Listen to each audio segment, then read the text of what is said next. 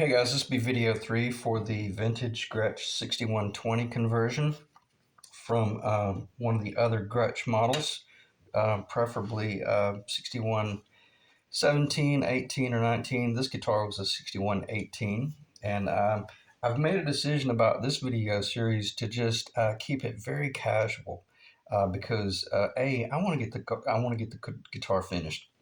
So I imagine we're going to end up between 10 to 15 videos.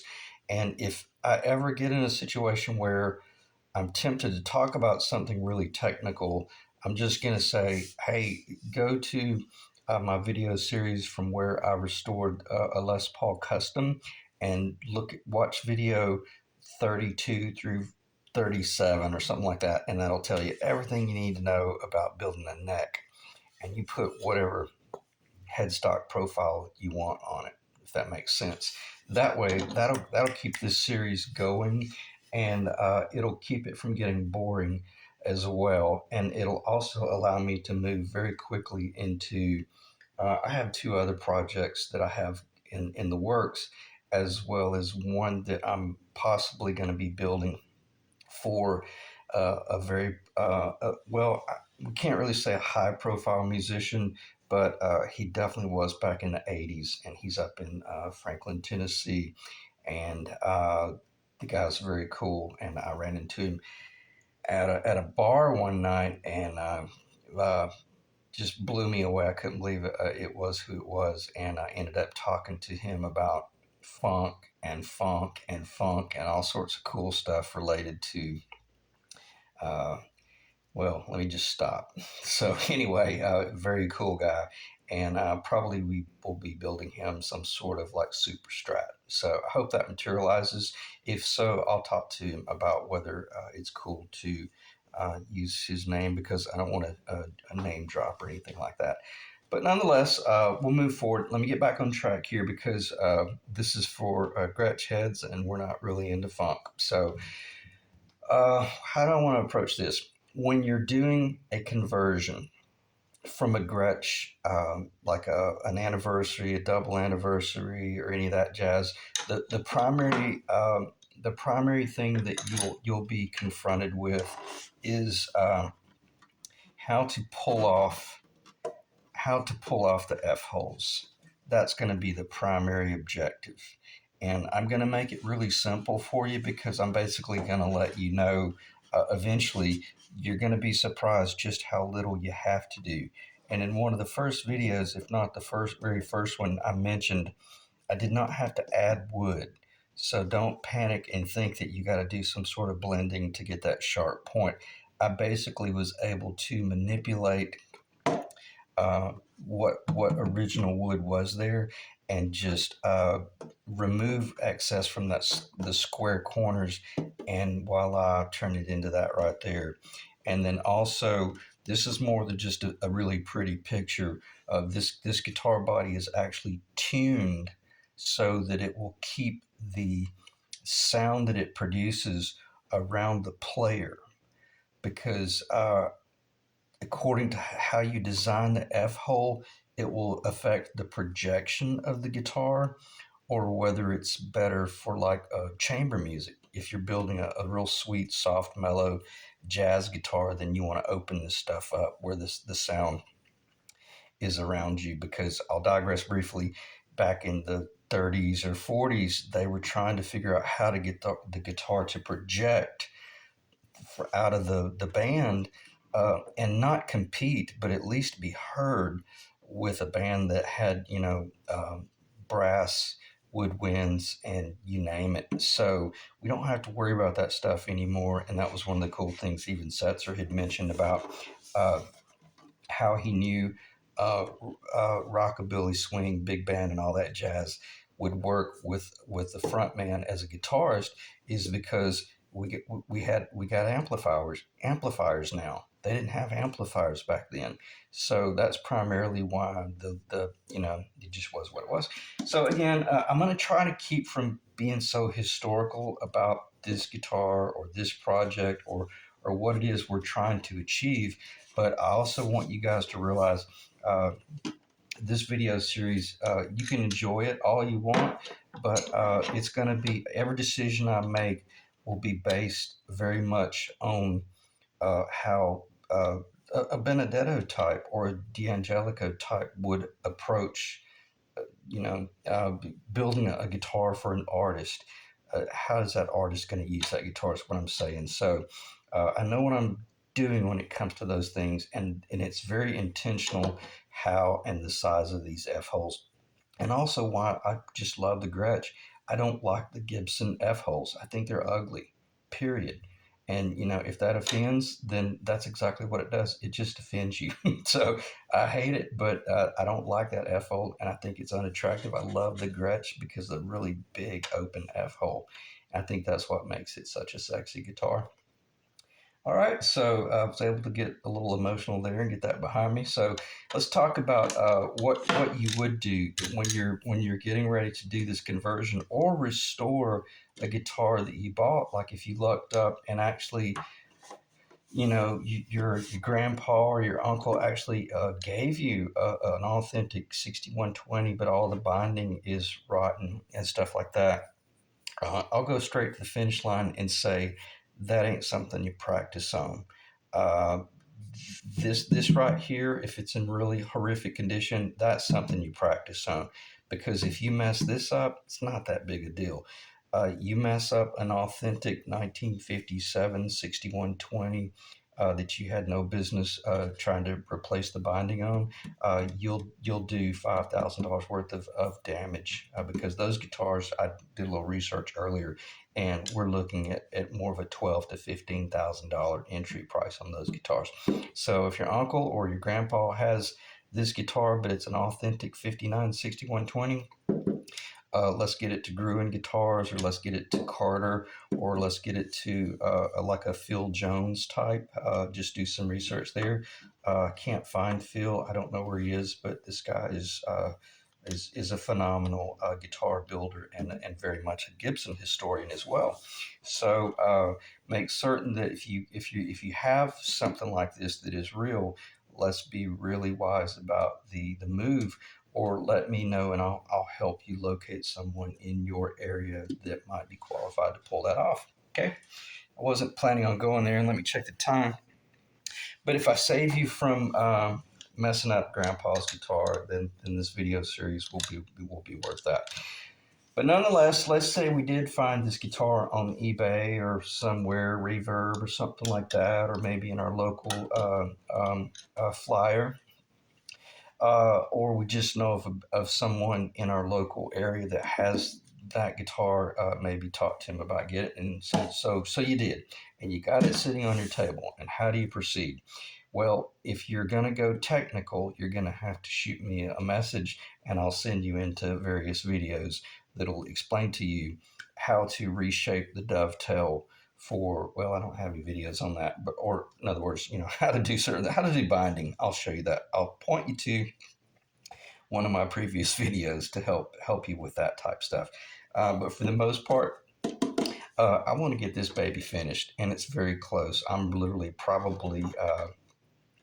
probably 8 hours of just focused work on this guitar, and it'll be plug-in ready. And when I say ready, finished, polished frets, you name it, neck set, verified, and all that jazz.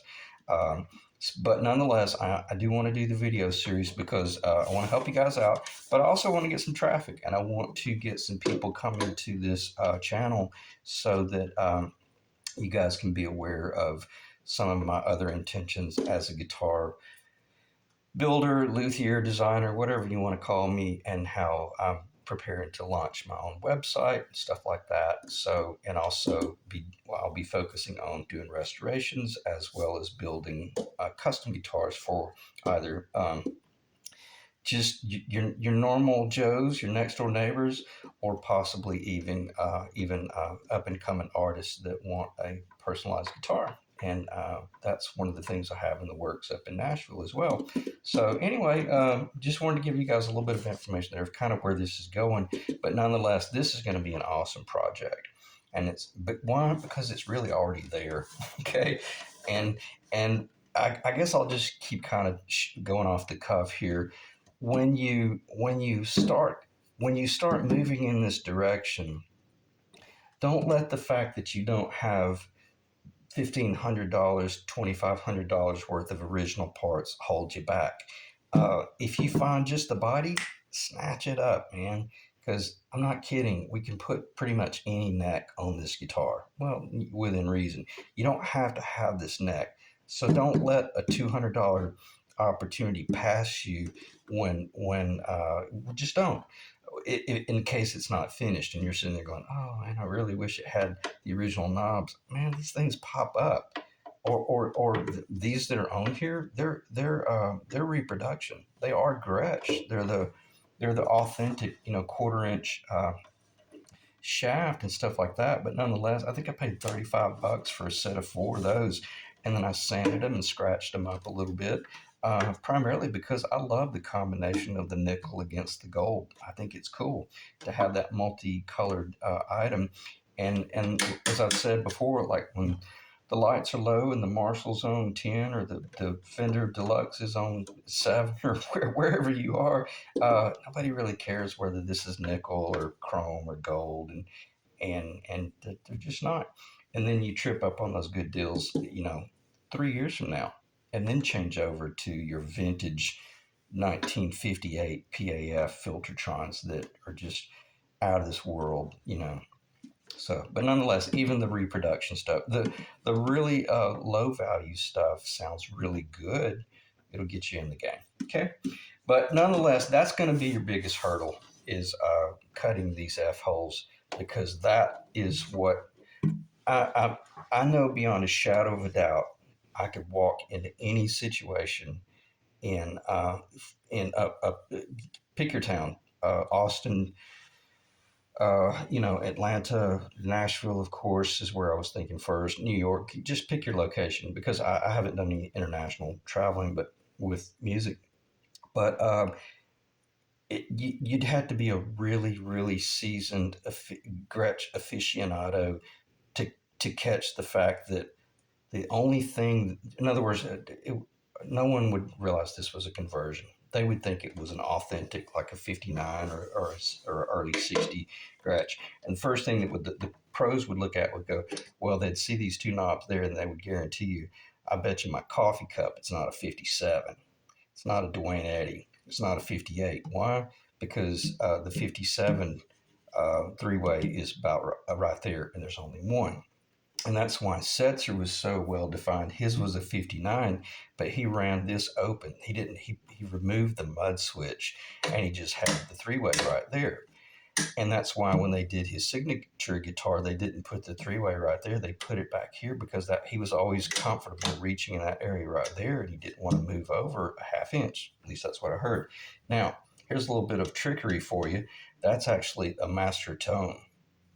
I have a Kenman, a treble bleed network on my master volume.